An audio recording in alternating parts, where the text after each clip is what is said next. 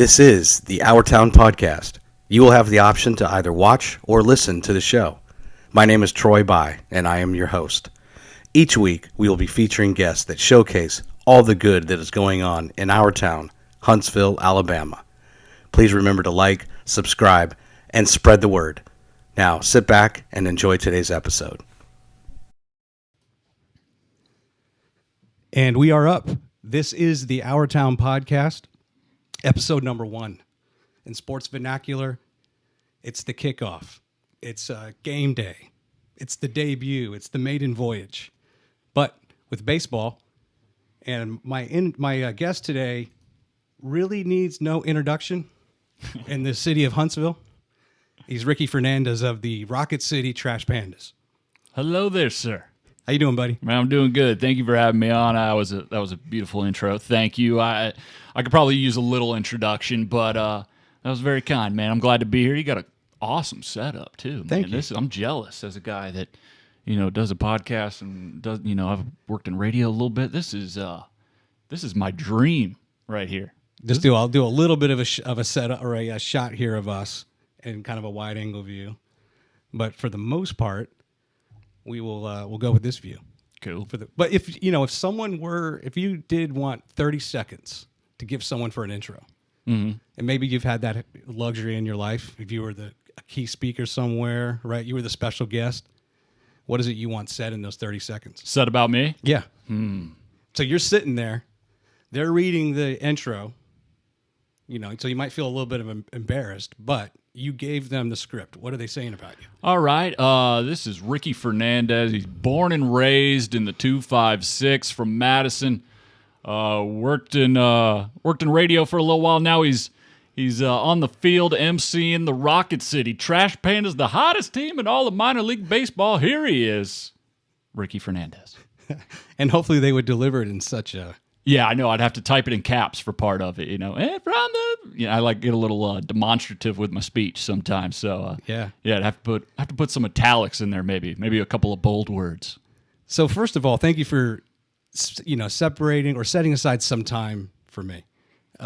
This is it's this opening day. There's nothing better to me in sport than opening day. I agree. It's better than opening day for football, whatever you want to call it, or basketball. I know that they try hard and at the NCAAs to do like the midnight madness, like when training camp starts. Right. But to me, opening day, and then your starting pitcher, and then when the catcher says ball's in, coming down, and that leadoff batter comes up. Oh yeah, it's awesome. It's like a holiday. If you're a baseball fan, it's that day where you're like, okay, I need to either plan some time to get out of work, or I'm going to need to fake sick today because It's opening day. I am not missing all the baseball action. Like you said, the aces are out there.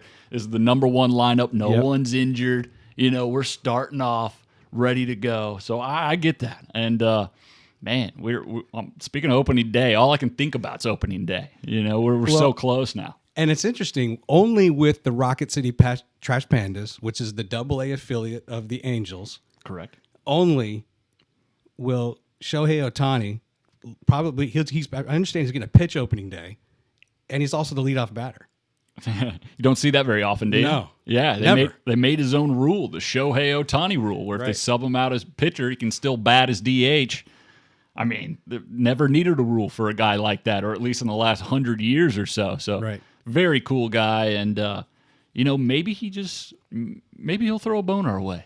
Come play a game in AA. I don't think it's going to happen, but hey, just one strained calf. Maybe you need some time in the Rocket City just to warm it up a little bit before going to the main roster. That's all we're asking for. Right. Just a slight little strained calf warm up thing for us at Rocket City. Could you imagine the crowd? If we were getting Ohtani one game, oh my goodness, there'd be people climbing the fences. Or wasn't it rumored last year that Trout may have done some rehab assignment here? I don't know what the injury was, like a strained calf or thigh or something like that. But yeah, it was for a little while. Like they were saying, he's going to make a minor league start, but they wouldn't say where. So we're like, okay, it's us or it's Salt Lake, AAA Salt Lake. Yeah. We're like, Salt Lake's a lot closer, so that doesn't help. But he's from Jersey, so maybe he'd want to come out here. Maybe. A little closer to home. Maybe. And I thought this could be it. Of course, that didn't happen, but I remember back in the day when the Huntsville Stars were here, you would see that happen all the time. they were an Oakland Athletics affiliate for a while. Then they went to the Milwaukee Brewers, and I remember going to games as a kid, seeing, Yeah. I remember Carlos Lee when he was leading the league in home runs. He went down with an injury, came here, played a game in Huntsville, and I was like, well, I gotta go catch that, man. Exactly. How often do you get to see something like that? I missed out on. I moved from Virginia, and I missed out on seeing Jordan play for the Wizards. And I had my aunt offered me tickets on the wood, and it ended up being the game. I think he scored 55 that night, and I didn't go. Oh my goodness. Could have seen MJ. Vintage MJ. I know. It was with the Wizards. Vintage form, at least. And That's when, yeah. I do want to come back to basketball later. And there's a lot of things I'd like to ask you. I'm actually a big fan. I've been listening to your podcast. I actually listened to the the Bullpen with you and T-Mac today and some other days, doing some research, right? Trying to get ready for the show. But let's start with your name. Is Ricky your given name? That is my name. Yeah. Okay. Yeah, I got started in radio when I got out of college in 2014, and I think everybody I worked with had some sort of alias or a name or something like that, and I don't know. I never really wanted that. It felt more genuine if I was myself. I didn't want to have to play like Sparky, the corner guy who plays funny buttons or something. It just felt good to be Ricky. I have enough trouble remembering my own name. The last thing I needed was a second one to have to think about. That was so stressful. So, right. Yeah, Ricky's the name. And when did the tricky Ricky enter the, how you're known and referred to? Well, when I started at WZYP here in the local area, the top 40 station, and I was working on the Mojo radio show. And, I was an intern. I thought I was going to be like getting coffee and, stacking papers all day. And then my first day, they put me on the air for a segment. I was like, oh, this is all right. That's pretty cool. It's a little better than I thought it would be for an internship. And then I guess I did something right because, it kept coming. I got promoted a little bit. So they decided we got to have some kind of name here. And Tricky was just thrown out. It rhymed. Wow. I was like, hey, cool. I'm still Ricky. And then the thing we added on rhymes. So I can totally remember that. Let's do it. Yeah. And it just kind of stuck. And how long ago was that? That was in 2014, I believe. 2013, 2014. That's when I graduated from UAH, University of Alabama in Huntsville. Got an internship at the station, and it turned into a full-time job 6 months later. So here's the next question. When you were 5 years old, the song It's Tricky had already been out 5 years. It came out in 1986. At what point do you remember ever listening to your first Run DMC song? The exact moment. And do you remember It's Tricky? You know what? I do remember the first time I was introduced to that song because there was a video game on Nintendo 64 when I was a kid, and it was called SSX Tricky. And that was the song that played on the menu screen every time you turned it on. So every time you turn it, it was like, I don't want to sing anymore because I will probably get put down for copyright violation. Right. But yeah, I remember hearing it and thinking, oh, that's a pretty good song. And then, always, it wasn't like one I played all the time. But then, I got in here, the nickname Tricky was thrown on me. And I thought of a segment that I could be my own and, kind of give me a little something on air. But it needed some music. And I thought, hey, it's Tricky's song. We could use that, change it up a little bit. And it's like I got my own personalized intro. Don't let Run DMC, though, know that I'm using it, because if they do find out, they probably will ask me to stop. So if we can just maybe just keep that. They may not mind. It's good publicity and promotion for them, right? I hope. And, I'm thinking maybe if I just kind of keep it low profile, I can just do this forever, and they won't even know. And they're loaded, right? I mean, you remember that show Run's House? Yeah, on I do. MTV for a of while? course. Yeah. It's a big house. Whose house? Run's. There you go. Run's house. Run's giant house that he bought with a lot of money. So there's really no need to tackle a guy like myself. I'm just trying to get by. When I was like 12, and I went down to Myrtle Beach, South Carolina, and Tougher Than Leather had just come out. And there's the song. It's actually the title song, same as the album, Tougher Than Leather. If you listen to the last 34 seconds of that song, and so I had the tape, I had like this boom box. Yeah. And I just put it on my shoulder and walked through the hotel. I thought it was really cool. Oh, yeah. And I would play like that last segment. Because to me, you'll have to listen to it later. Homework assignment. Okay. You got it. It's pretty awesome. You had a walkout and everything. You had the music cue. Yeah, we were just walking through the hotel and just assumed everyone thought we were so cool. That's awesome. Did it work? Did anyone go like... Oh, I'm sure that they just thought a bunch of idiots. Probably. But we figured, what are these cool kids from Washington, D.C., and you don't know what rap music is down here or whatever, right? That's right. Hit the play button. So you are what I know about you is you are a Bob Jones graduate, UAH. So born in Huntsville Hospital. That's right. So your family's still here? Yep. Live about 10 minutes down the road. 10 minutes down the road. Yeah. Right. For those, we're off County Line Road. For those that know the area, at my residence in Madison. So tell me a little bit about growing up here, and I guess specifically, what are your thoughts on the growth along the way? Have you had the same attitude and opinion? Have you?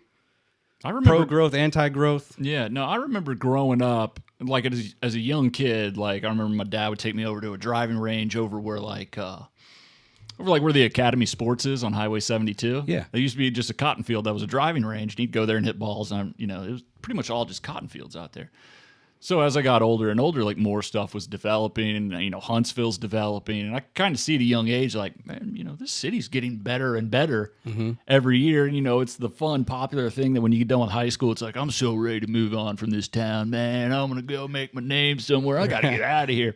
I wanted to do the opposite. I'm like, I already lived through all the years when it was like mostly cotton fields and nothing. I'd like to take advantage of this area now that we got stuff. Yeah. And so I never wanted to leave. I always wanted to try to be here, try to do something in like broadcasting, and see if this place keeps growing. Maybe I can grow with it and take advantage of that. Yeah. As a real quick aside, pass this on to T-Mac. T-Mac, you guys, you're really good on the radio. Thank you. I appreciate it. T-Mac kind of sounds like a lot of college football play-by-play guys I listen to, or otherwise just has a really good command. Yeah. And then, obviously you bring kind of that color commentary, but, I don't know what kind of pre-production you guys do, but you can tell I always am a fan of radio and TV with how, like, there's never a dull moment. There's tons of facts. Right. It rolls, right? And it's harder than most people think. Yeah, it's all about chemistry when you're doing something like that. You could be the two best people in your field, but if you don't work together well, it's not going to portray well in the air, and people are going to notice when you're listening. It's just not going to flow very well. But me and Tony Mack over there, we both got started in radio at the same time. We were both right at the bottom, doing what we can to try to, get our spot so we can talk into a microphone every once in a while. Right. And we eventually got like an hour on weekends, and then it turned into a couple hours, and then we got a couple hours here and there. And so we really got to learn how to do all this stuff together. And he was working on a political show. I was working on top 40 music, but we both always wanted to get into sports because we love sports. We're big-time sports fans. Doesn't matter what it is. I love competition. I love at the highest level. It's the best. So we've always worked well together. We didn't plan on it, but we're about the same age, got the same likes. It works out, and then we've done it long enough now that he's such a great host that he like you're saying, kind of like that Pat Summerall. He can lead the show, that Joe Buck who can bring you in and out of commercial breaks, run the show, have it be smooth. Here's topics, this kind of stuff. And then I could come in there. I've got a wealth of knowledge of sports just because it's everything I've loved for my whole life. I just study it like a student. That we can both come together, and I'm not going to give you, a very analytical look at, say, a football game. I'm not going to give you the X's and O's and tell you how the slide protection worked for the offensive line and how the running back should maybe bounce it to the B gap right there. I'm not going to be able to do that because I'm not a guy who played at that level, so you're not going to believe me if I tell you all that stuff. Right. But I've at least know the games enough to where, maybe I can be entertaining with it, talk about it, and then give my opinion from a fan's level. Like me and you, if we're talking sports, we're going to talk about it from a fan's perspective. What are they doing over here? What's this coach thinking? We're going to go back and forth, and we could do that for hours probably. I got tons of friends like that. My brother, all his friends, they host their own radio shows every day. So it's pretty easy. Just keep it natural. Yeah. Just talk about it, and don't try to be anything that you're not. And I think we do a really good job of that. And we have Clint Lamb, who's now our third host. He works for On3 Sports. He covers Alabama as a reporter there. He's very into college football. So he gives another element of like, this is a guy who's actually out there talking to, I think he's with Nick Saban today. Yeah. So he's out there talking to coaches. He's getting the stuff at the field level, and then we're kind of, adding that to what we already do well, and that's something we didn't have. So it works out very well, but it's all about chemistry. And you do the show from Toyota Field. I do it from Toyota Field, yeah. So I go up into the press box for an hour and a half, maybe 2 hours, and Yeah, knock that out while also, doing some of my duties with the Trash Pandas. Yeah, so before, I want to get back to your kind of a little bit on the childhood element, but what is that typical day? So your show on the radio starts at 2. Correct. On 103.9, and you do it from 2 to 4. I'm on there from 2 to 4, yeah. The show goes from 2 to 5. I'm typically on there from like 2 to 3:30 to 4. Same with Clint, our other host, because we're both working full-time jobs elsewhere in sports. So are there circumstances one time you're on the air, you're live, and then there's an email or someone's coming into your office, or do they know, hey, don't bother Ricky during the... Oh, no. Or you're multitasking. I'm multitasking big time. The Trash Panda gig is number one.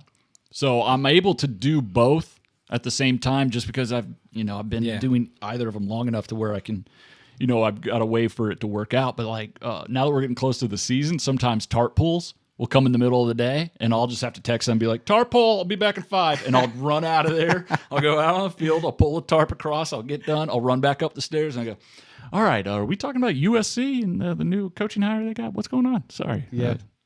It's... What did I miss? Yeah, you got to live in the moment there, which is also nice when you have 2 co-hosts as opposed to just one. You're not leaving the guy hanging. There's 2 other guys that can carry it. So, sure. Yeah, they got to live with my erratic schedule sometimes. So what is the family makeup here? Who's your mom, dad, brothers, sisters here? I got my mom and dad here. My brother lives in Nashville, and that's it for my immediate family. I got some aunts and cousins that live around here as well. So okay, but no one really outside of Alabama.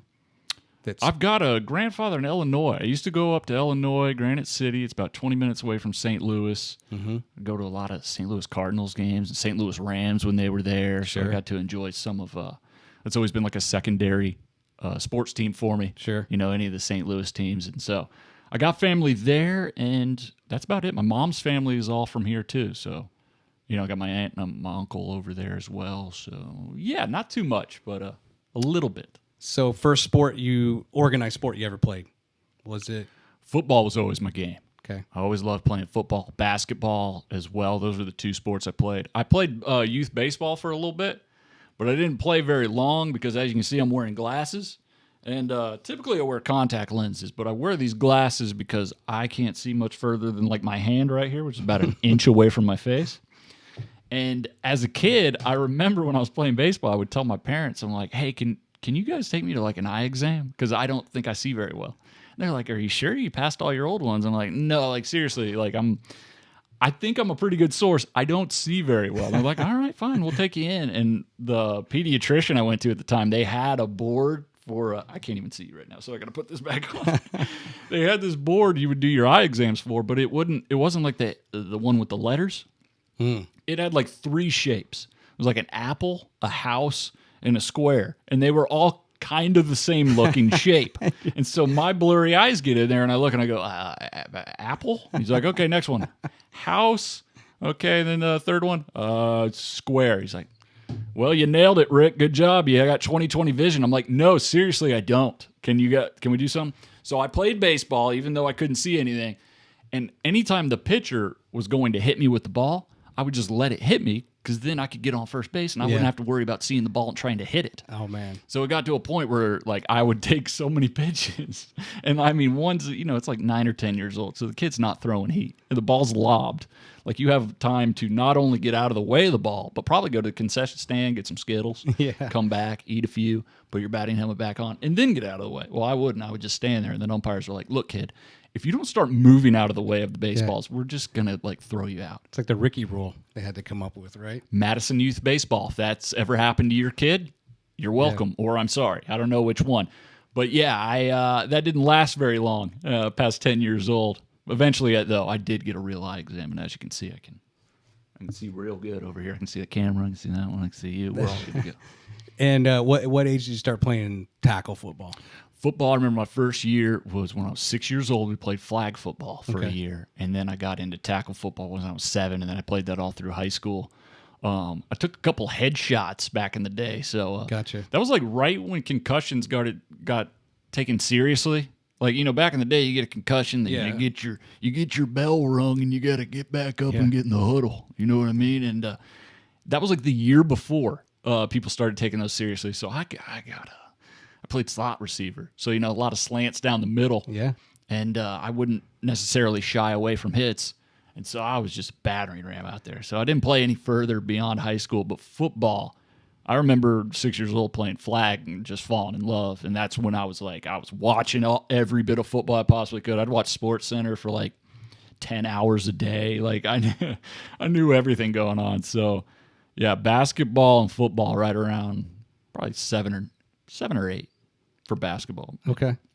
So I have some stuff prepared from your football career. Oh, boy. Yeah? How did you find anything? Oh, it's easy. And I didn't know I had stats. Yeah, just about anything that I show you today, anybody can just go on Google and type Ricky Fernandez, Huntsville. Oh, wow. So let me ask you this question before I show it to you.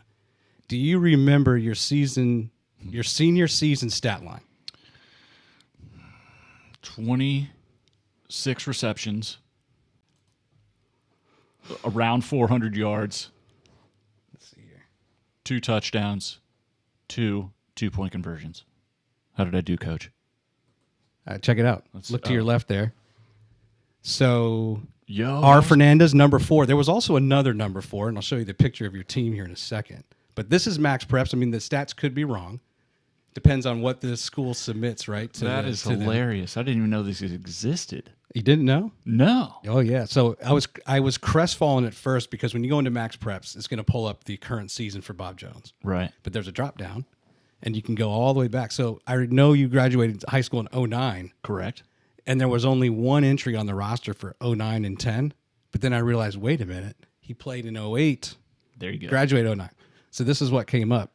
I was pretty close on the receptions. Gave myself a little too many yards though. Now here's my I know for a fact that you know exactly what happened on those 2 plays where you scored a touchdown. True? Oh, for sure. Walk me through both of those touchdowns. Okay, let me try to think of the first one. Okay, first one I remember because the picture was in the Huntsville Times front page the next day. So I went to the gas station before school. I was like, oh, I wonder if they said my name or something in there. And then I saw the picture up there. It was against Grissom. I caught the ball. I scored a touchdown. I looked down at my feet. I saw that both feet were in the end zone, and then I froze. I didn't know what to do anymore. And then some guy just hit me really late. And then I rolled over, and I remember all my teammates made fun of me. They're like, what were you doing? Just standing there waiting? I'm like, I just wanted to make sure we got the points. Was it like in the corner? No, it was on the back line. It was a rollout. Okay. I was just trying to find a gap where I could get open. The ball actually came to me. I was usually like the 3rd or 4th option because like the guys I played with were better than me. So I was like, all right, if I find a little spot here, he's got no excuse but to throw it to me. And it worked. And then I froze, but the points counted. So like I said, Gotcha. It's almost like I wanted to be tackled on some plays. You hear about some players who are like, once I get tackled in, I feel like I'm really in the game. Like some quarterbacks will say that. Like I'll let a guy hit me so I can really feel like a football player. I don't know if that's what I was doing, but I inadvertently was. So that was how that happened. That picture of me standing there right before the guy creamed me was on the Huntsville Times. And then the second one was against Sparkman High School. It was an out route, little play action. Went out to the flats, caught the ball, turned around, was expecting someone to be there, ready to light me up. And for the first time all year, there was no one there. So I just jogged right in. It was pretty nice. I was listening to your show the other day. One of your shows, you're talking about DJ Catlett. You're talking about when you went up against him. So. DT Shackelford. Oh, DT Shackelford. I'm sorry. I don't know where I got. He's got one of those names. Yeah. There was a guy playing at the field the other day. He had a name. It was like J.H. Whitworth or something. You're just hoping you don't turn around and just get, I still, when I was coming up the stairs to get into this room, I looked around the corner to make sure he wasn't there, which he wasn't, thankfully. But, DT Shackelford was a D1 Ole Miss linebacker. Played at Austin High School. I knew going into the game that he was probably going to be lined up on me. And, I'm like, hey, this is my moment right here, man. I'm going to show this kid what's up, I'm going to be on Max Prep someday, and I'm going to be at the top of the list, and the video of me embarrassing DT Shackelford is going to be posted right up there. Yeah. So I lined up, and I believe I was supposed to run a 10-yard out. I'm looking at DT, and he's looking at me, and I'm giving him like some crazy eyes, right? Because I want to freak him out. I wish I would have put an Alka-Seltzer in my mouth and let some foam run out or something, but I didn't. And so the ready to hood ball snaps. I'm chopping my feet. I'm running. I'm going. And then the ref blows the whistle. Boop. I look over, and I'm standing in the exact same spot I started off at on this play. DT Shackelford took his left hand. He palmed the top of my helmet and held me in place like a little baby. Wow. And then he didn't guard me anymore. They decided he was better off guarding more talented people. And I think I had one catch for 2 yards in that game. Let's go back to the internet. So they had you listed at 6 foot 165, just so you know, in the program. How about those dimensions, huh? I think I got a shot to go to the NFL. Let's see here. There's your team picture. Oh, nice. There's 2 number 4s. Yep. The other dude, you still friends with him? You know who he is? Man, I remember him. I don't remember Joseph Percival. Yeah. There you go. What's up, Joe? I hope you're listening. And he was listed the same height, same weight. Yeah, he stole everything from me. My number, my measurables, everything. We had so many players on the team that a lot of guys would wear double numbers. Like we got 2 7s over there. So the younger guy would get the less Nike version of the jersey, the old ones we had from like a couple of years ago. So as you can see, they're a little ill-fitting, but yeah, number 7, the second number 7 over there, knocked me out in a practice once. Now he's a pastor. The one on the right? Yeah, on the right. Let's see, and he is... Yeah, that's Doug Hess. Doug Hess, 5'10", 150. Yep. Lit me up in practice one day. Yeah. And I was filling in for probably that other number 4. I think his family's on vacation. I said, don't worry about it. I'll fill this in. And old Dougie said this is his moment. He had a DT Shackelford moment. And it was me, except he actually won and hit me. I don't even think it was a tackling drill. It's kind of a dirty shot. Hit me in the side of the head. I went down, a little woozy. I think I did some stuff that I don't remember. Like I think the quarterback was like, "You good?" And I was like, and he was like, okay. And he had said hut, and I just fell down like a tree. But Father Doug nowadays. How's it going, Father Doug? That's pretty cool. Yeah, Father Doug rung my bell, man. Let's talk about the Pandas a little bit more. Let's do it. Thank goodness that baseball will happen for MLB, but it was never in question with the minor league system. Not at all. And it was something I was a little worried about when I first heard about it. I am amazed at, I have to admit, I've only been to 1 minor league game in my life. And that was when I was like 7. Yeah? And that's from, probably coming from a place like DC where you've got, major league teams and all that. Oh, that must be nice. And then I came down to Huntsville at the end of September for the National Cyber Summit. I worked for Mantech. And there's this booth. As we all went into the summit to like check out everybody else's booths, all the vendors that are there and the companies, there's this Trash Pandas table. I had no idea. Really? Now, my kids had played in like youth baseball up in Virginia, and in some of the leagues, especially the fall leagues, they would go by minor league names, the Lug Nuts, the Biscuits, whatever. So I had some familiarity with like where minor leagues pretty creative with their names, but I had no idea who the Trash Pandas were. But here we are now, just 5 months later, whatever it is. I'm a huge fan. Like Huntsville has sold me on minor league baseball, and a lot of it's Toyota Field. And I was listening to a podcast you did the other day. I think it was either yours or Josh's, and you talked about 175 events that you did during COVID. Yeah, that had nothing to do with baseball. None. So, to me, you got a town where I know you're an Alabama fan, correct? But that's in Tuscaloosa. Auburn's down in Auburn, Opelika, right? And you have Huntsville, Havoc. You have the Trash Pandas. And you have a lot of people who come from a lot of places where you just want good sports. Right. And then you have the venue on top of that. Talk to me a little bit about that. Like, what is the attitude as you're the manager of promotions? Are people, and I even listened in the first episode of Josh's show, he kind of talked about the fact that, hey, we don't really know a lot about minor league baseball. Mm-hmm. That it's there to help the Los Angeles Angels.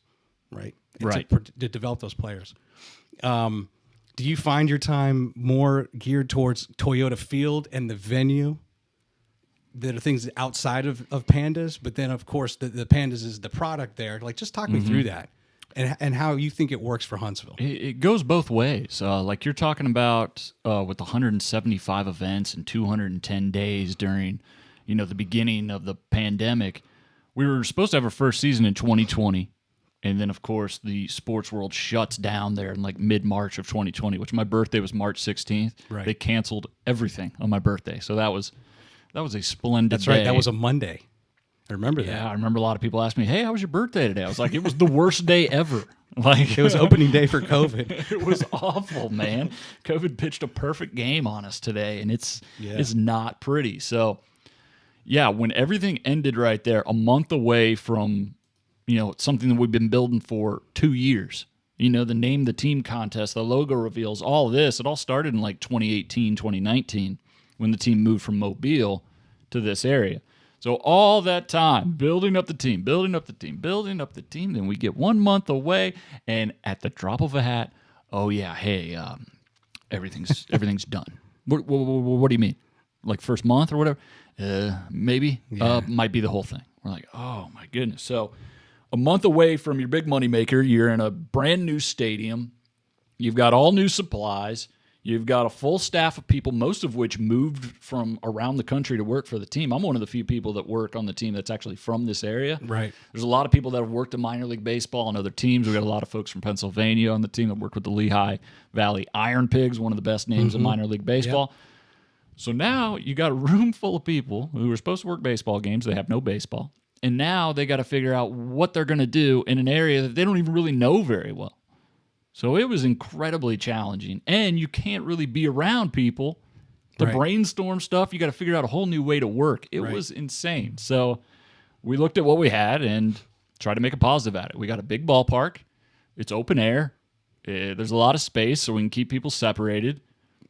Other teams around the country were doing things too, and other businesses, restaurants and places that they have to have people in them to survive. Right. So we're like, all right, what can we do here? And, we got a big video board out there. Maybe we can do some movie nights. We got, youth baseball teams or adult leagues, or we've got baseball in the area. Maybe we can use the field and kind of use it to showcase the local teams we have here. I remember one time we were selling chicken at one point. We sold wholesale chicken. Battle of the chicken. I spent a day in a parking lot putting chicken in people's cars. And I thought, I don't know, is this what I signed up for? But it is. And like I said, 175 events in 210 days. You gotta think outside the box to fill all that up. And we did it, man. It was a grind, but I think it made our organization so much stronger because everybody that's still with the team from that era, it's almost like, you worked, we all had a common enemy. Yeah. And we got through it,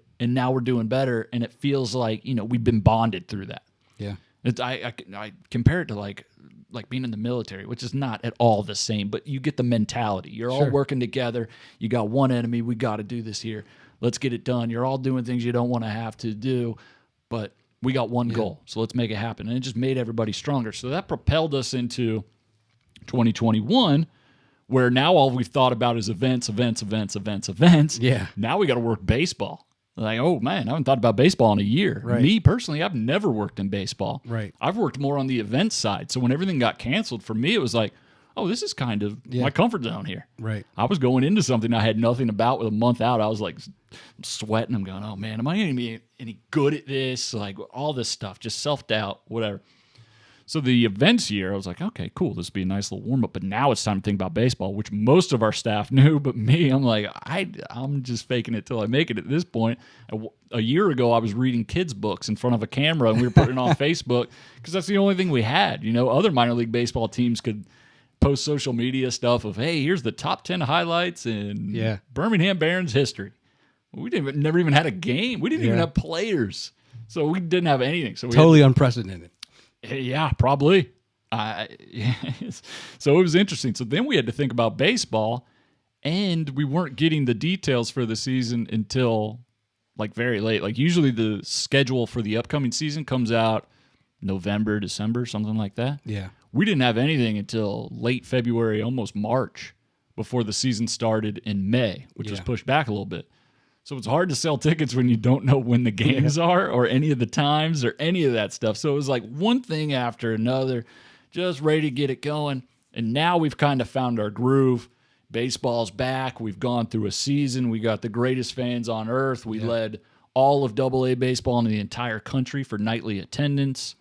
I mean, it's awesome. It was the best. I'll remember that first year for the rest of my life. And now we've gotten to the groove that for 6 months we're baseball, and then for 6 months we do non-baseball events. Like we're going to do a crawfish fest in July. We do a 5K twice a year. I'm signed up. Are you? Trash Dash? Yeah. 23rd. 5K guy, huh? Yeah. I'm not. And my son's going to run with me too. I ran in the Sprocket Sprint dressed as the Easter Bunny, and my hair got in front of my face, so I couldn't see, and I almost caused like a 10-person pileup at the start. So I try to stay away from the races, but thank you for registering. I'll probably be there doing something not run-related. But well, and a shout-out to the Mustang Mud Run. I'm going to do that the week before. Is that all? Over at the Madison Academy? Is that all through the mud? Yeah, it's like mud and obstacles and walls. And okay. Like you're going up, I don't know. Like, is that the one with like the little electrodes or whatever that shocks you through part of it? Maybe. I guess I'll find out. Look out for that. Yeah, I've seen those. So you made me think of something. We're going to bring up the internet again here. Oh boy. And some of the stuff that I think promotion wise, and in the work that you do as a, but you got to talk me through some of these photos. Oh boy. So no, this is blurry. This is from the internet, but you're driving. I take it, right? You're driving around Sprocket. That's right. How fast are you going? Probably like 20 on the field, which when I first drove it out there, I was going about 6. And then on my radio, they're like, hey, you want to go a little faster? But I'm like, I'm driving on the playing field. Like, I don't know how fast you want me to go in this vehicle. So when I heard that, I was like, well, just give me permission, right? Yeah, there you go. I got no fault now. Ooh, what's this? That's okay. Okay, this is a question I've had to answer a lot here. All right, have you ever seen the viral video of the guy in the Spider-Man costume that says, it's Wednesday, my dudes? Yes. So we were parodying that because the guy is wearing goggles, wearing a Spider-Man costume, and staring into the mirror and saying that, and then he just screamed. It's very annoying. But if you're on the internet, you know about that. And we have all the costumes. So me and our social media manager Lucas went to the bathroom one day, just a couple of dudes hanging out, filming each other, screaming to a mirror, and there's that one. So for those of you who are going to be listening to this podcast, again, just go to Ricky Fernandez, Huntsville, Alabama. Click on images, and you'll be able to see the ones that we're cycling through. Here's the next one. This, I believe, is when you did like a home shopping network over at the Trash Pandas Emporium. This was during the pandemic days. So, like I was saying, we needed content for social media, but we didn't have any. We didn't have highlights. We didn't have anything from the past, totally new. And, I mentioned one of them was the Trash Panda Tales, where we'd read children's books and, do a whole thing there. But you can only do so much of that, So we were trying to think of other ideas. And I remember watching Mike Rowe, the host of Dirty Jobs. Yeah. I remember watching an interview or something with him where he used to work at QVC as one of the people selling whatever item they had on QVC, and he did not like the job, so he didn't put much effort into it and was real sarcastic into a lot of things, and it's pretty funny if you watch those old clips. So I was thinking one day, I'm like, what if we did like a QVC thing, kind of spoofed it, didn't take it real serious, didn't do that typical, hey, come buy a hat, this one fits good, blah, blah, blah, right, and did it differently. And so this was something we did a bunch of videos for, me just kind of acting like a goof and trying to sell merch, but it sold a lot of merch, man. Yeah, we are the only team in minor league baseball that requires international shipping because so many people from other countries are buying our stuff. Like I'll see a picture of a guy wearing a hat in front of the Eiffel Tower, and the next time they're in one of those gondolas, like in Florence, Italy or something. That's awesome. This is bananas. So yeah, it was a way too, because like I said, we're running all those events. We're trying to think like, how can we get some money in here? We got all this merchandise. No players to actually do it. This one. Yeah, dude. This needs an explanation here. All right, so when I worked at WZYP, I went on the air one day and I started bad-mouthing Jazzercise. Just like as a joke, I'm like, I don't know what it was, but like, what are they Jazzercising? People even do that anymore? And I'm joking on Jazzercise. Well, it just so happened that a local Jazzercise instructor was listening to the show that day and then reached out and was like, I can't believe you said all that about Jazzercise. I dare you to come to a class. We'll jazz you up. That's not what she said, but that's how I read it. So I said, all right, well, I can't lose a battle with Jazzercise. I got to get this going. And then if I'm going to do Jazzercise, I'm not going to go there in my regular get-up. So I got these short neon yellow shorts. I got this tank top. I got a white headband and a curly afro and went Richard Simmons at Jazzercise. And let me tell you, Jazzercise whooped my butt. Dude. I bet. Jazzercise is no joke. I bet. Did you bring a water bottle and a towel? I should have, but I didn't. I was very ill prepared. I thought it was going to be easy. I thought we were going to like do a little dancing. Like, no. That's a full body workout. So my apologies to the jazzercise community. Now, this is my favorite. That's my profile picture on Twitter. Is it really? Okay. Yeah. That was on New Year's one year. I had a Miami Vice t-shirt. It was 80s day for our little New Year's Eve party. Found me a sweet Miami Vice shirt. I got a pair of Adidas shorts from my dad, who actually bought them in the 80s. So that was got some authentic flair there. That is the same wig I wore as Richard Simmons in the jazzercise class with the same headband. And I took that picture right there holding the Busch Light, and then I tweeted it at Busch Light, and they replied back to me. Nice. So that was pretty cool. They send you anything in the mail? No, not even a koozie or nothing. Yeah. But hey, they sent me something, so that felt pretty cool. I sent them some pictures a little bit after that, but they never got back to me. That's awesome. All right, before I want to get into a couple questions. I know that you've probably been asked a lot of questions, so I'm going to try to ask a different kind of question. Okay. And some of these actually come from answers that you gave to questions on other podcasts. But I'm going to call this the Quick Six. Ooh. Although it may not be that quick. Do I need to answer quick? No.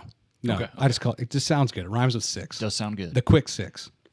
All right. So the first one, and I don't know the name of the street, but just in front of the Probe Center, the VBC, whatever that road is.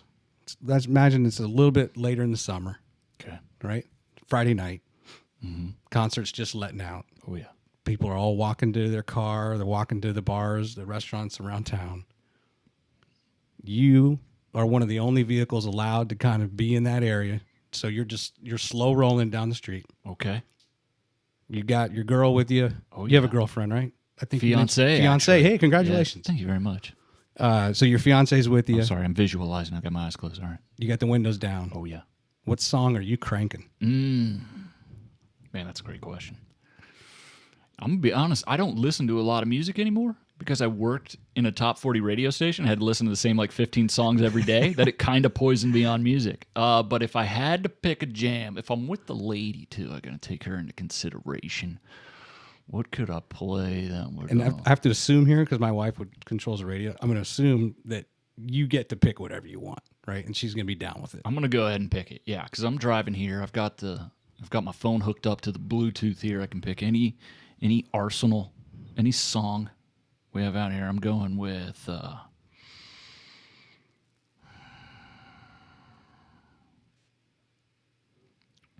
Night Moves by Bob Seger. Night Moves. That's a good one. I don't know. That's the first one that popped in my head. My fiance would probably be like, "What is this? Please turn it off." And then she'd turn on some song. It's just like, dun, dun, dun, dun, dun, dun, dun. But yeah, I don't know why I picked that song. Yeah, I'll go with that. We used to have a pool table in our old house, and for some reason, Bob Seger was always a favorite of mine. If you're playing pool, you listen to Bob Seger. Fire Lake. Night Moves. I'm like you with the boombox, like you were talking about. Like I'm going down the street and working on a night move. And I got the head out, and I'm not even really making eye contact because I'm trying to be cool. All right, and then no one is acknowledging me at all. Let's ask a panda question. Panda time. Let's go. And I know that they just unveiled they got a new chef. You got some new food offerings. Yes. What's your go-to? You're at a game. Let's assume you're not working. You actually get to just be a fan and sit down with your fiance, whomever else comes to the game with you. What are you going to order? Well, I would have said turkey leg because I ate one at the media day where we showed off all the food, except I ate the wrong one. I ate the display turkey leg, which was covered in hairspray to preserve it. So I'm a little off the turkey leg now because of that mistake that I made. Nothing against the turkey leg. It was delicious, but not when you cover it in hairspray to display it. Right. So if I'm going for some food here at the ballpark, now there's Chef's Table up in the Stadium Club. We've got a bunch of different offers. There's going to be different themes throughout the season. Wednesdays might be Italian, Thursdays barbecues, Sunday brunch, that kind of stuff. We have a fried chicken sandwich, like a Nashville hot chicken sandwich, and it's got the Rocket City Trash Pandas logo branded on the top of the bun. So I'd have to choose that one because it's like it's wearing a hat. It's like it's got its own baseball cap. Yeah. Like you eat the ice cream out of the little helmets or whatever. This is the savory version of that. If it's been branded, then it's been it's a good one. Right? Oh yeah.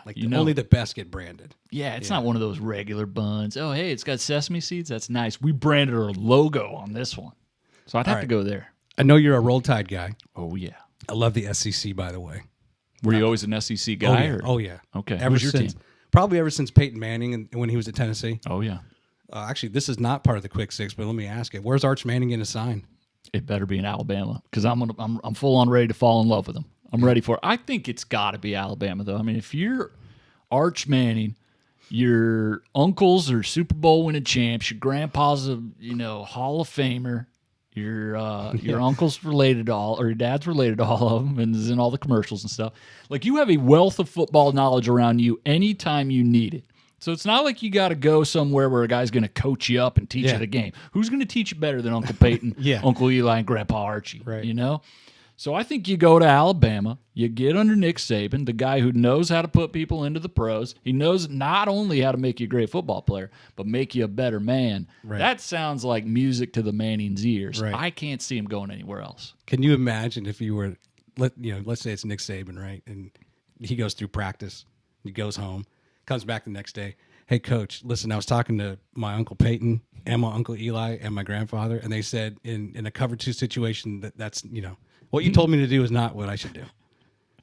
That's you better bring some backup with you. It'd probably be nice if you got one of those uncles in there with you, but I mean, the guy's definitely gonna know a couple things that most quarterbacks when they come in don't have that knowledge. So, given that you're a Roll Tide, Crimson Tide guy, where's the best place for you to watch an Alabama football game in Huntsville? Sports bar, aside from home, because home's always great. But if you're to go out and watch the game, what would you recommend?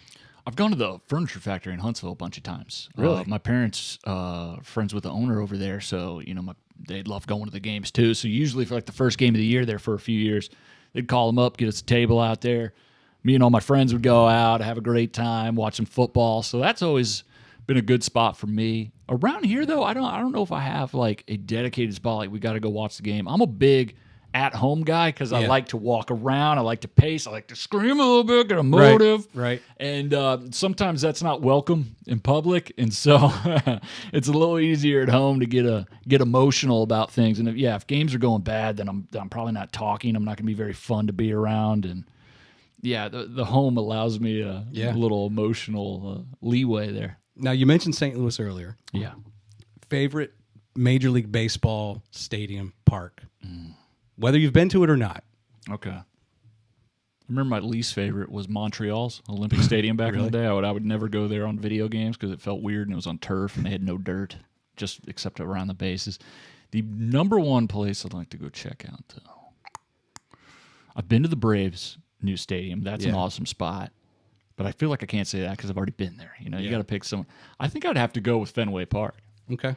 I've been to Boston. I went there for like 3 days, and it took me a week to shake the Boston accent that I developed soon after. I saw one billboard of Tom Brady, and you would have thought I was born in Dorchester. I couldn't shake the thing. So I loved being in Boston, and we went to a bar that was in the wall of Fenway. But the thing is, the season didn't start for 2 weeks. So I couldn't go see a game. Yeah. And so I got as close as I possibly could. The same thing happened. I went to Wrigley Field for a bachelor party with my buddies. We had tickets to go see the Cubs. Nice. And it rained, and the game got postponed. So Wrigley Field and Fenway Park are those ones for me, and I've been to both and haven't been allowed to go in either one. So now I really want to go. I actually drove up to see the Nationals play the Phillies. I'd never been to, was it the Philly? It's drawing a blank. The name of their Philly? Field. Yeah, is it Lincoln? No, that's their football field. Citizens Bank Arena. No, that's a arena. I can't remember the name of their park. Everything's sponsored. I don't know anymore. But and then we get there and we're eating cheesesteaks literally a block away from the stadium, about an hour before the game, and then you get an email. Oh, our game's been canceled due to COVID. I'm like, we drove 5 hours in traffic. Is that a punch in the gut? And I was hoping to I don't necessarily have a goal to watch a game at every major league park because I kind of find that'll be a difficult goal to accomplish in life. It would, but I wanted to see it, and we tried. So we just got some cheesesteaks, we got some ice cream, and head home. I'm glad to know someone who feels my pain. I felt the same way in Chicago. I'm like, I guess I got to get a bratwurst or something. Yeah. And I'm standing there looking at the marquee in front of Wrigley as I read postpone. I'm like, oh If you ever get a chance to see Camden Yards where the Orioles play, it's old stadium, but it is charming. I've heard that. It's really awesome. It always looks cool on TV, too, when a guy hits a home run and it goes like out onto the street or something. You see people chasing after it. It's all Utah. It's EUTAW, Utah Street. And it's like the factory walls back there, right? The brick. Yeah. All right, here's a Madison question. Okay. This is very close to hopefully where you grew up and close to where we're broadcasting right now. You have to choose between, you just want to get some ice cream, Brewster's, Culver's, or Freddy's. And actually, I'll even throw in Dairy Queen. Because I got the most experience with Dairy Queen. I've been to Brewster's a little bit.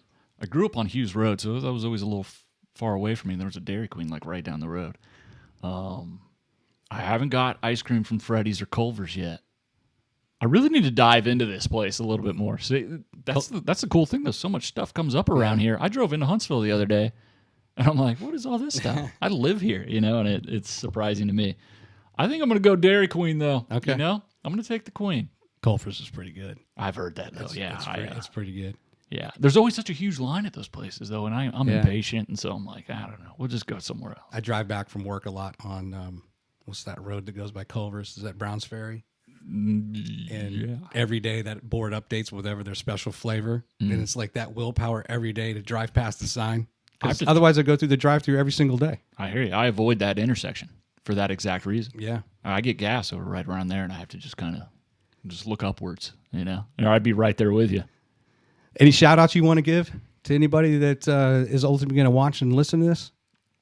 Shout out to anybody in this local area, all right? We got 12 days as of right now. This time we're recording. I don't know when. I think it's going to be released later on, though. Monday. Right? Monday. So from there, let me do the math. That's April 4th. We play on April 12th. 12 months. That'll be 8 days from when this is released, all right? 8 days, which means you got to go get on the internet. Go to trashpandasbaseball.com.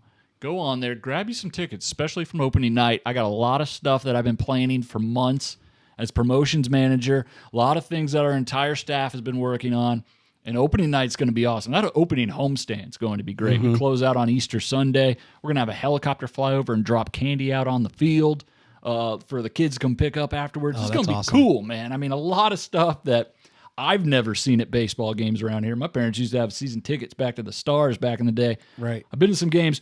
We're doing it different. So if you haven't been to a game yet, and maybe you've seen the Trash Panda name or you've been wanting to go and things just got in the way, get your tickets to opening night.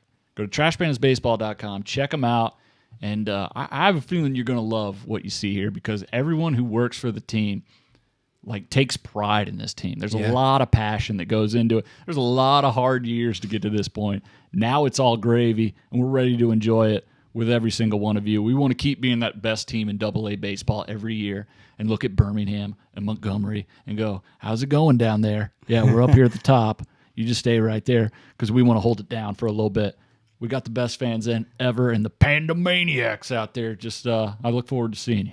By the way, how do you pronounce Corey's last name? Ozdara. Yeah, I think. So we're excited. Mantech company I work for, we're sponsoring the June 12th Military Appreciation Day. Right. It is quite the package where we get our logo on 2,000 T-shirts. We get throughout the first pitch. I'm going to be on TV with Josh. Are you? I get a half-inning interview. Ah, cool. I hope it's a long interview or a long inning.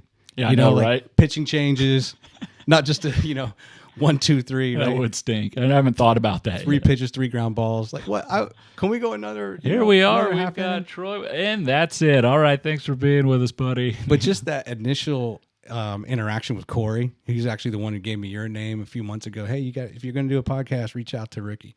It's just really sucked me in. Just a great organization. Then of course I see everything you guys put on social media, and today you guys were out at Topgolf, I believe, and you can tell when there's a unified group that really enjoy their job. That's awesome that you see that. I do. Because I definitely I notice it. I feel it every day. There's a team within a team. For the Trash Pandas. We all work to get that team with the bats and the gloves out there on the field, but there is a very solid team that isn't going to be, called up every year. It's not going to be a different lineup. Yep. A lot of these folks that are working for this season were here last year. They were here in 2020. And, man, it's, our bosses, Garrett Fairman, our GM, Lindsey Knupp, our vice president, they let us Go out there and do what we need to do. It's not micromanaged. It's not, hey, do this, whatever. It's like, hey, look, we trust you guys to do your job. Let's go be the best. And everyone takes pride in that, and it puts the responsibility on your shoulders. And I know me personally, last thing I want to ever do is fail at something in front, and then have people know, we had Ricky do it, but he just couldn't get the job done. That's the worst thing for me. And I think we got a lot of like-minded people on staff that it's like, all right, if you're going to put this on my shoulders, let's go. And before we close out, tell people also about how they can hear the It's Ricky podcast, and then even with your afternoon show on the Ump. Yeah, the It's Ricky podcast, part of the Trash Pandas podcast network. Myself and Josh Carey, our play-by-play announcer, each do a podcast, and it's available anywhere you listen to podcasts. So Apple, Spotify. It's available on our website, trashpandasbaseball.com/podcast. And if you can't find it, you're probably not looking very hard. So it's out there. And then myself, Tony Mack, Clint Lamb of On 3 Sports host the Bullpen 2 to 5. Monday through Friday on 103.9 The Ump, the same station where Josh broadcasts our games, and the one that you will be on Man Tech night. That's right. So check that out. Download the Ump app, and you can listen to it daily. Get a little Trash Panda flair in with your radio, your sports radio. And I got to ask you a question. Yeah. When I saw that Man Tech was going to be sponsoring a game, I loved the name Man Tech. Yep. And I kept going around the office saying Man Tech, and then I'd flex a little bit. Do you ever do that? No. Not in the office. Oh, not in the office. Maybe at home. Man Tech. Yeah. Management Technology, 1968. Oh. That's where it was derived from. That makes sense. Yeah. That makes sense. I've just been like busting my traps out there and trying to Man Tech. What's up, dude? I did that for probably a week, and then everyone got annoyed, and I stopped doing it. So. Yeah, it's I love the colors. They were my high school colors. Black, red, and white. Nice. And I have a lot of swag. What was your high school mascot? The Hornet. Ooh. Hornets. Herndon Hornets. Right. If you've ever been to Dulles Airport in Virginia, Herndon is that town that kind of borders it. Mm-hmm. And the high school's not too far from there. That's funny you're from Virginia. We got a guy on staff, Trevor, who's from Virginia. Oh, really? And during the 2020 year, when everything was canceled, we were working shifts in the merchandise store because we certainly weren't working baseball games. And he's from Virginia. And I swear, every day we'd work that merchandise store, someone from Virginia would come in there and be like, hey, how's it going? He'd start talking to him and be like, oh, yeah, where are you from? Virginia Beach. He's like, oh, yeah, no way. I live 2 miles away from here. And every day that would happen over and over and over and over. And I'd tell him, I'm like, dude, I grew up in this town. And how do you know more people than me right now? Is anyone in Alabama, does anyone that's here, are they even from here? I know. But it is an area like that. Like so many people that live here, like yourself, start off from another state, get a job through the government or contracting or something like that, and end up here. So it's a very unique city. And I think that's why the Trash Pandas work so well, like you said. Like these people appreciate good professional sports, and this is the closest thing we have to offer. Like if you look at the map, I won't pull it up, but if you look at the minor league baseball map, and you kind of look at where teams are, there's teams like, let's say the Salt Lake team, for example. Well, the Utah Jazz are there. And the Utah Jazz dominate everything. Right. But then you go to places like here where you don't have a professional team. Now, even in D.C., there was the Frederick Keys and there's the Potomac Nationals and all that, but it's just always is going to play second fiddle. Right. Here, and what I was going to mention earlier, I bought this Panda shirt yesterday at the Trash Pandas Emporium. I got the same one. I wanted to wear a shirt, right? And I'm sitting in our office across from the Bridge Street. And I'm wondering, do I have time to go to the stadium? Because that's the only place I was thinking of, right? Mm-hmm. I'm sure at Dick's they might have some things like that. But I decided, okay, let me just look up other possibilities. And there's like, there's the Trash Panda Emporium in the Bridge Street. And I thought to myself, you got to be kidding me. An entire store. Yeah. Right? That is when minor league baseball is beyond huge in the town when you have an entire store. That's wild, isn't it? Yeah, we got 2 of them. And where's the other one? The ones at the ballpark. That's one, right. Yeah, our bigger ones at the ballpark. That's where I assumed I could go. Right. But I'm like, if you're at Bridge Street, which is a pretty popular place, right? The main event just opened and every eatery you can imagine is there. The Apple store. And like, there's a minor league baseball swag stand, and it was packed. It's People hilarious. in there buying stuff. It was hilarious working in there the year I did because, Bridge Street's like an area that a lot of people, when they have family in town or friends or whatever, they want to take them over there and kind of show off the city. Yeah. And so we'd have a lot of people that would come in that are like, hey, what's this store with the raccoon out front? Like, what is this? And so you got to explain what's going on. And then you'd also have people that are like, hey, I'm traveling back home. I want to get some Trash Panda gear to bring to all my friends. Right. So this was like the official, like postcard. Right. Hey, welcome to Huntsville. Here's a Trash Pandas cap. And people go, what? What is that? It's so like it was cool. I used to travel some for work, and there was always that pressure of wherever you went, you had to bring something back for your kids. Yeah. And so if you're on business travel here, right, you've never been, and you're like, what should I get? What should I get? And then you come across the Trash Pandas, done. Eureka. Easy. Oh, yeah, I know what I'm bringing back. Saw a lot of Sprocket plushes going out the door and probably going on an airplane pretty soon after. So yeah, it's pretty awesome to be that, like something like that, that people think this is so cool. I want to bring it back home. Yeah. Well, hey, Ricky, I appreciate your time. Man, no problem. This was fun. I hope we can do it again. Absolutely. Part of this, let me go back one point before we close out. Like, so Herndon was a town in the Commonwealth of Virginia. Yeah. And there's not that many towns. And the reason that I called this the Our Town podcast it's just that feel, right? That community feel that you only can kind of get. And everyone will refer to, no matter where you live, hey, it's our town, where you have, you have your golf course, you got your high school, you got your eateries and all that, and you really bond as a community. And it's noticeable when you live places where you don't really have that community and town feel. Mm-hmm. It's here.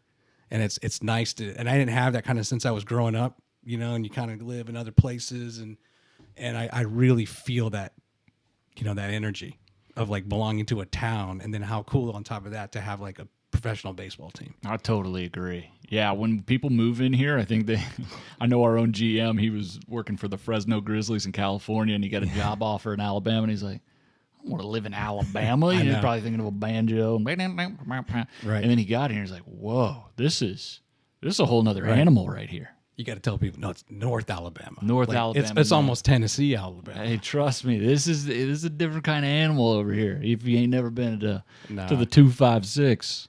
By the way, are you a golfer? I am, yeah. Going to golf last Sunday, going again this Sunday. Are you?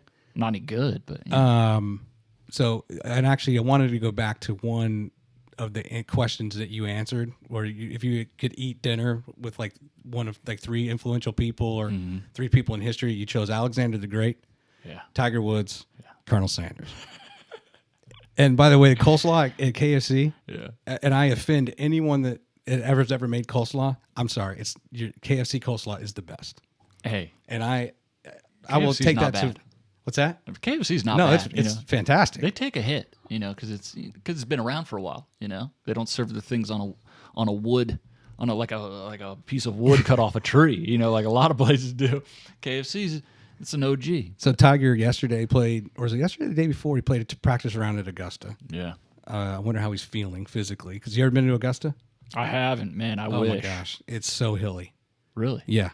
It doesn't portray that way on TV. No, with high definition, it sometimes does, but it's even as a spectator, it'll wear you out. No way. Yeah, and I wonder how his body's feeling, and I'm sure that's kind of his assessment. Mm-hmm. How do I feel the next day? Because I got to do that potentially 4 days if he makes the cut. Oh yeah.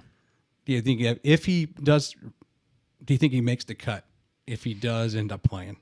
I always lean on the side of Tiger's going to do it, because he was like, as a kid, that was golf for me. I didn't get into golf until Tiger got good, and then I was into golf and I was into Tiger. Right. And so I think he can do anything. Like when he won the 2019 Masters, I think that was the closest I've ever got to weeping as a grown man. Like it was so awesome, man. And you never thought he'd get back from all the controversy and all this arrest and all that stuff. And then he did it, man. He won the Masters. So when it comes to that, man, I never rule him out. But sometimes I'm very wrong. So I was in 2010.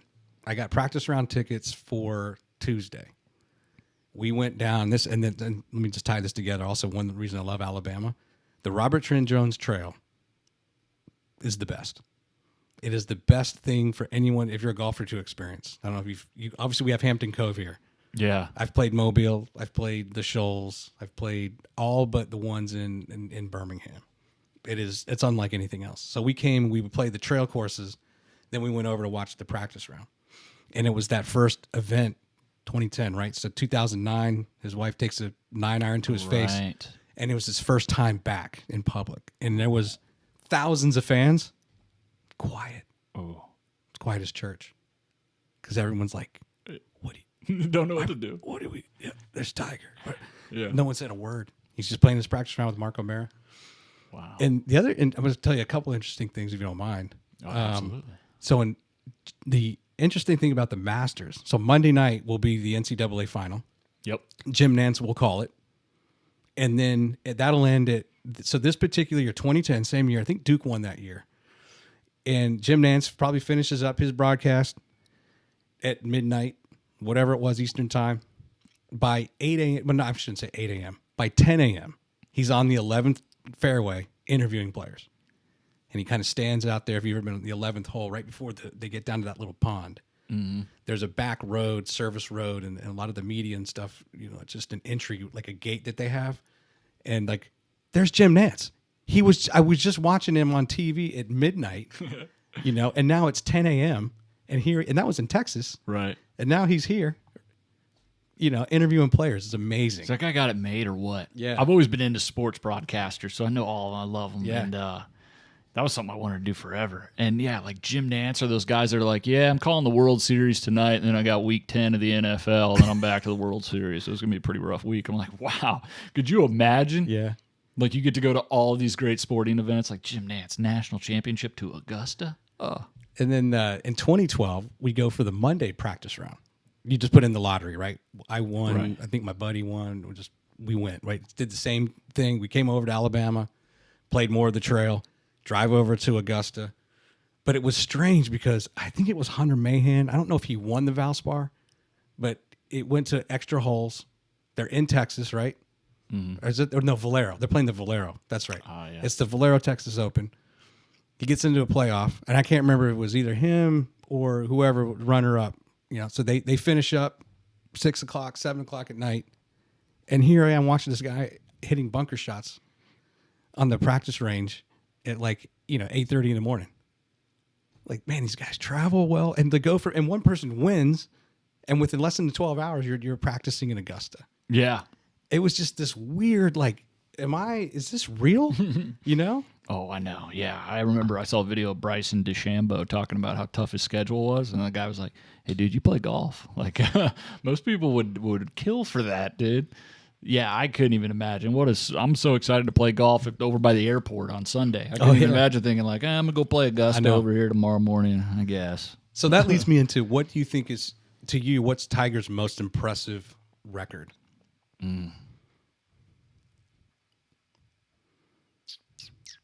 And what you just said is triggering what's my most impressive record for him, but I want to hear yours. The fact that I'm playing at the airport or something else? Something related to what you just said about playing at the airport. Okay. And his most I think his most impressive accomplishment was that 2019 Masters win, but maybe the Tiger Slam. That's up there. Yeah, I mean that was pretty impressive. He won them all on a road. I mean, I was gonna say the consecutive cuts. Oh, that's right. Yeah, what was that again? I think it's 144. You probably think, and what broke it too was when he got injured and he tore his ACL in 08 or 09, right when he won that U.S. Open with a broken leg. Yeah, that might have been what ended it.